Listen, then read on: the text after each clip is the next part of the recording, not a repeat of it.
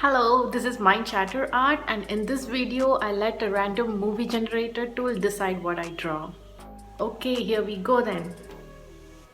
South Park, bigger, longer and uncut. Okay, let's try that again. Not that I don't like South Park.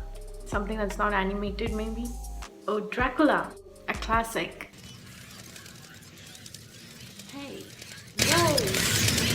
Freaking bats, guys, check out my shirt. I just painted it for this video. This is Frankenstein and Dracula sitting on a park bench, and Frankenstein kind of has a crush on Dracula, and Dracula is not really happy about it. Guys, I know I should be talking about the movie. I have seen the movie and also the series on Netflix. Lady. But your girl hasn't read the book. So a voice in my head goes, "You brain dead imbecile. How dare you review this classic without even reading the book?" The voice is right. How dare I? Also, a dull fact, I was first introduced to Bela Lugosi on Ed Wood because I had seen Ed Wood before watching Dracula, and Martin Landau plays Bela Lugosi in the movie. Have you guys seen that movie? He's amazing. It's all in the eyes, and the voice, and the hands. So let's just talk about vampire folklores. Vampires have been talked about in so many folklores, but let's look at the alleged cases of real vampires. During the 1700s, the vampire hysteria was all over Europe.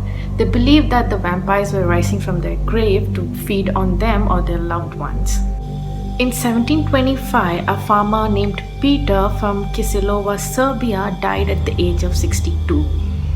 3 days after his death, he appeared in his home at midnight asking for food.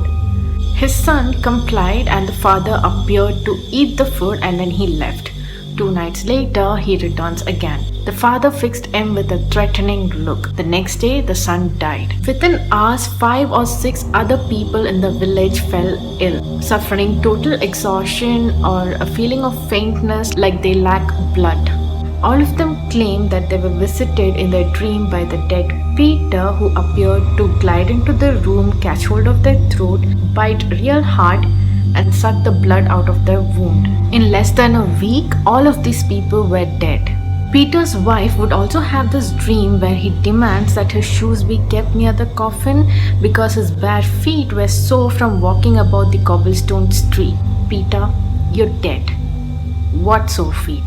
All these events spooked the villagers out, and they resolved to open Peter's grave. They requested the priest and the provisor to grant them permission and also be present at the viewing. The provisor would be reluctant at first, but later agrees when the villagers tell him that they would leave in fear of being haunted or destroyed by this evil spirit. So the military officials would proceed to open Peter's grave, and they would find him in a trance-like state with eyes wide open and glaring. His complexion was ruddy and his flesh plump. His hair and nails had grown, and where the scar skin came off, there appeared a fresh and healthy cuticle. His mouth was all slobbered with fresh blood. All this led the villagers to believe that it must be he who was the vampire that was molesting the town, and they wanted to put an end to this. The executioner drove a sharp stake through his heart. The grave was deluged from the blood that gushed out from the wound, from the nose, and every orifice in his body. They burnt his body, and they opened other graves to check for any traces of vampirism, and reburied with precautions like garlic or white horns being placed in the coffin. And post this, the villagers were free from any such molestations. In 1875, after the death of his wife, Mr. Gurke, I'm going to call him Gurke because I don't know how to pronounce his name, Mr. Gurke and his kids fell severely ill. So according to the local lore, they believed that the vampires had this desire to be reunited with their family, and they returned from their grave to make the family severely ill, in danger of dying, so that they can be reunited in death. After 4 weeks of Mrs. Gurke's burial, the villagers dug up her grave at night, and they claimed to have seen her in a vampire-like state. They decided to chop her head off and place it beneath her arms. Mr. Gurke, who underwent an operation, quickly recovered. However, the vampire hunters were convicted for grave desertion. Now, the next case is reported by the city officials in 1706 in Kadam, Bohemia, when a herdsman by the name Mislata the Blow kept returning to his town even after his death. Mislata, bro, stay dead. What you doing? The undead Mislata would wander about on the streets and would call out the names of the people he recognized, and these people would end up dead a few days later. This definitely freaked out the people in that town. This was when the town officials felt the need to exhume the body of the vampire and drive a stake through his heart. Unfortunately, this didn't do the trick. The vampire returned in an horrifying state, frightening several villagers to death and also suffocating others. It's been said that the Blow vampire would mock and laugh at people who tried to attack him and would thank them for providing him with such a fine stick to beat off the dogs. At this point, the villagers were desperate and they handed over this vampire's sleeping body to an executioner who pierced it with several white-horn stakes and then later burned the body. It's been said that the villagers could hear the screaming of the undead. The next alleged case on vampire is on Canisius, who is called the Stinking Vampire from 1582. Before he was known for his vampire antics, Canisius was a respected citizen and an alderman in his town. In 1582, he was severely injured by one of his horses. Guys, in the story, they have called the horse a lusty gelding. I can't with these stories. Before he passed away, he would complain about ghostly visions and feeling like he was on fire. During the moment of his death, it has been said that a black cat entered his room and jumped on his bed.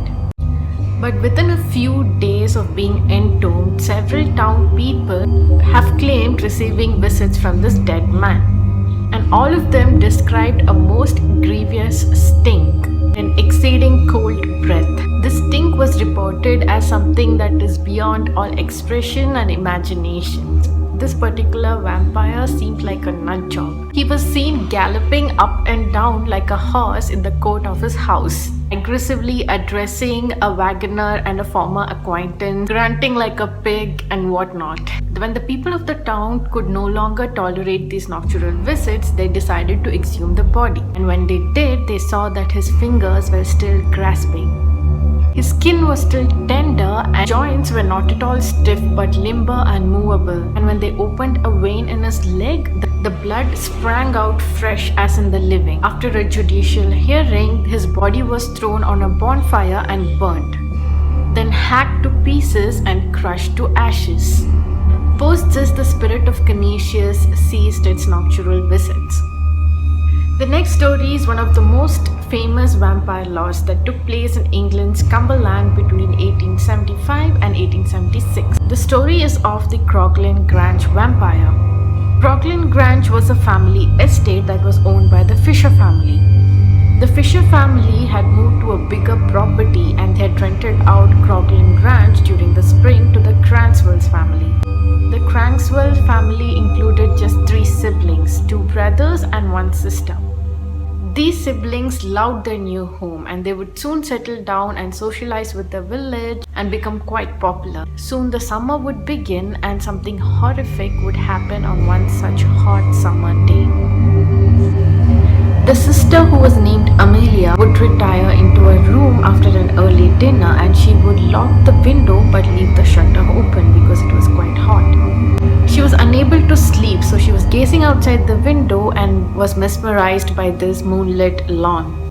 And beyond this lawn was a line of trees that separated the churchyard.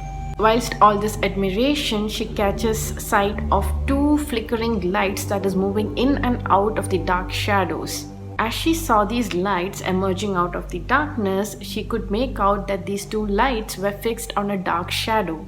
This shadow figure was growing bigger and bigger as though it was approaching the property. She was frozen, but she somehow manages to run towards the door and she tries to unlock the door. This is when she hears a scratching sound at the window. And when she turns around to look, she sees this hideous creature with glaring eyes and an ugly face and long bony fingers just scratching at the window.